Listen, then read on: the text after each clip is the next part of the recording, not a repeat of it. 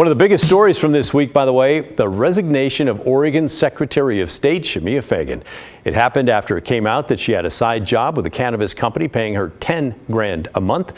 The owners of that company just happened to be big Fagan campaign supporters, and they were paying her while Fagan's auditors were reviewing the cannabis industry. All the news outlets in Oregon, of course, covered the story, but it actually originated from one of the smallest newsrooms in the state. Willamette Week only has 4 full-time employees in their news department, but they broke what so far is arguably the biggest story of the year. We talked with reporter Sophie Peel, who wrote the stories about Fagan and the cannabis company LaModa. She told us she had no idea how big this story was going to get. So I first started working on the story about LaModa probably 3 months ago now.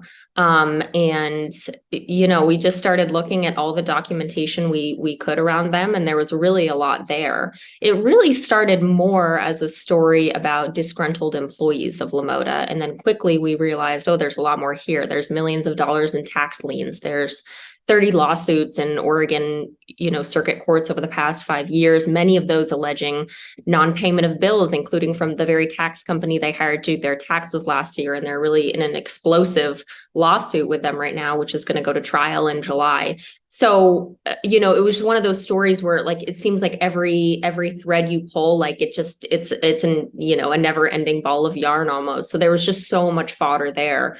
And then, in the course of that reporting, I think what made this story interesting, besides the tax liens and the many lawsuits, is that they were climbing the ladder of political influence. So, they're young. Rosa Casares is 34, Aaron Mitchell is 45, and yet they were really prominent donors to Governor Tina Kotek, Secretary of State Shemia Fagan, to the Senate Leadership Fund. They were everywhere in Democratic politics, and they were hosting very swanky fundraisers at a mansion they were renting in the West Hills.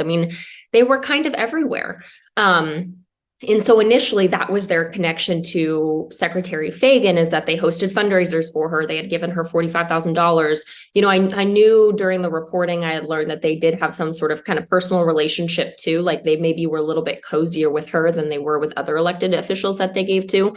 But again, the extent of that, we didn't know. And then last Wednesday, I got an anonymous tip in my inbox that said, hey, you might want to ask these questions of Secretary Fagan. And we asked them, and thinking it wasn't, I thought this is too unbelievable to be true. This is likely not true. Sent the questions over, and then, less than 24 hours, we got confirmation of it. And then from there, it kind of unraveled. Did it ever? Peel says there are still a lot of questions surrounding the story, including if Secretary Fagan violated any ethics laws, which the State Ethics Commission is now investigating, as well as how much sway LaModa had over the Secretary of State's office. They were prominent political donors. So when you have someone who is giving you a lot of money to your campaign and then you go to work for them, there are very natural questions about whether they are buying your influence. Another question, too, is that she admitted that she only met Rosa and Aaron once she decided to launch her 2020 campaign. So they didn't know her prior. And, there are a lot of people who can do cannabis consulting. There are a lot of people who are well-qualified researchers. It doesn't really make sense that they would employ Fagan, who doesn't have consulting experience, who has a full-time job as a public, as an elected official. It doesn't make sense that they would hire her except for her name. You carry a lot of clout when you're Secretary of State for Oregon. Sophie Peel, curious, tough, great job. Willamette Week has done a series of deep dives on this. In fact, it's their cover story right now. Certainly it's worth your time if you want to learn all the ins and outs about this scandal. And you can check out all of their articles right now on wweek.com.